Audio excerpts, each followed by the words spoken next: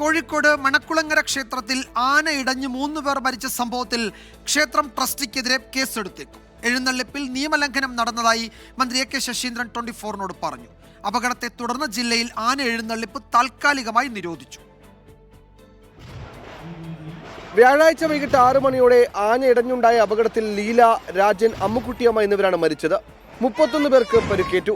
സംഭവത്തിൽ ക്ഷേത്രം ഭാരവാഹികൾക്ക് വീഴ്ച സംഭവിച്ചു എന്നാണ് ജില്ലാ ഭരണകൂടത്തിന്റെ കണ്ടെത്തൽ. ഈ റിപ്പോർട്ടിന്റെ അടിസ്ഥാനത്തിൽ കർശന നടപടി ഉണ്ടാകുമെന്ന് മന്ത്രി എ കെ ശശീന്ദ്രൻ. ക്ഷേത്രവും മരിച്ചവരുടെ കുടുംബാംഗങ്ങളെയും മന്ത്രി സന്ദർശിച്ചു. നാട്ടാന പരിപാലന ചട്ടങ്ങളിലെ വ്യവസ്ഥകൾ പാലിക്കുന്നതിൽ വീഴ്ച സംഭവിച്ചിട്ടുണ്ട് എന്ന് തന്നെയാണ്.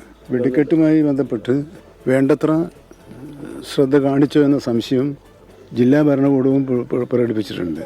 ഇതിൻ്റെ എല്ലാം അടിസ്ഥാനത്തിൽ നിയമപരമായി നടപടികൾ സ്വീകരിക്കാനാണ് സർക്കാർ തീരുമാനിച്ചിട്ടുള്ളത്. നടപടി സ്വാഗതം ചെയ്യുന്നുവെന്നും വീഴ്ചകൾ പരിശോധിക്കുമെന്നും ക്ഷേത്രം ഭാരവാഹികൾ. ധനസഹായം, ഇൻഷുറൻസ് നിന്ന് ലഭ്യമാക്കുമെന്നും ക്ഷേത്രം ഭാരവാഹികൾ പറഞ്ഞു. നമ്മുടെ ഉത്സവമായതിനെ കൊണ്ട് പല കാര്യങ്ങളുണ്ടാവാം, അസത്യപ്പെട്ടതുണ്ടാവാം. അത് അന്വേഷണത്തിൽ കൂടി അറിയുള്ളൂ എന്നാണ് മന്ത്രി പറഞ്ഞിരിക്കുന്നത്. അതുകൊണ്ട് എന്തായാലും ഞാൻ സഹകരിക്കുന്നുണ്ട്. ഗുരുവായൂർ ദേവസ്വം ബോർഡ് ആനയെ കൊണ്ട് വലിയൊരു തുക തന്നെ നമുക്ക് ഇൻഷുറായിട്ട് കിട്ടുമെന്ന് അഡ്മിനിസ്ട്രേറ്റീവ് പറഞ്ഞിട്ടുണ്ട്.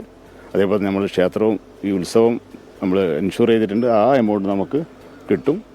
ബാക്കി എല്ലാ നാട്ടുകാരും കൂടെ തന്നെ ഉണ്ട്. എല്ലാവരുടെ സപ്പോർട്ടോടുകൂടി നമുക്ക് എല്ലാ സഹായങ്ങളും നമുക്ക് എത്തിക്കും. എന്തായാലും നാട്ടാന പരിപാലന ചട്ടം ലംഘിച്ചു, പടക്കം പൊട്ടിക്കുന്നതിനുള്ള മാനദണ്ഡങ്ങൾ ലംഘിച്ചു, ആനകൾക്ക് ചങ്ങലിട്ടിരുന്നില്ല തുടങ്ങിയ വീഴ്ചകളാണ് വനംവകുപ്പ്, CCF-ഉം ADM-ഉം സമർപ്പിച്ച റിപ്പോർട്ടിൽ പറയുന്നത്. അപകടത്തിന്റെ പശ്ചാത്തലത്തിൽ ആന എഴുന്നള്ളിപ്പിന് കോഴിക്കോട് ജില്ലയിൽ ഈ മാസം 21 വരെ നിരോധനം ഏർപ്പെടുത്തി. സംഘാടനത്തിൽ ഗുരുതര വീഴ്ചയുണ്ടായി എന്നാണ് കണ്ടെത്തൽ. സംഭവത്തിൽ ക്ഷേത്രം ഭാരവാഹികൾക്കെതിരെയും കർശന നടപടിയുണ്ടാകും. കൊയിലാണ്ടിയിൽ നിന്ന് പ്രവീൺ ധർമ്മശാലയ്ക്കൊപ്പം സമീർ സി മുഹമ്മദ്, 24.